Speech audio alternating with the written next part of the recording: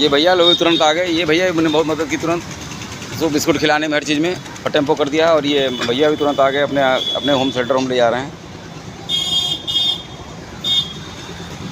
ये लखीमपुर खीरी रोड, सीतापुर जा रही रोड, ये इस रोड का मामला है जो कुत्ते का चोट लगी थी, तुरंत पता चली थी हम लोग को। तो यश वाजपेयी, गौरव वाजपेयी और ये भैया हमारे यहाँ से तुरंत मदद के लिए पहुँचे हैं। इन्होंने बांध के देखिए।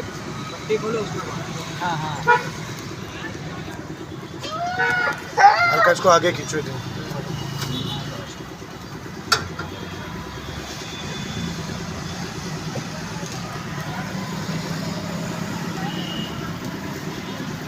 ठीक है चलो, मतलब कहीं नहीं जाएंगे। ठीक है आदर्श भाई, बेटा हाँ पकड़े रहना, सड़क जाएगा नहीं तो।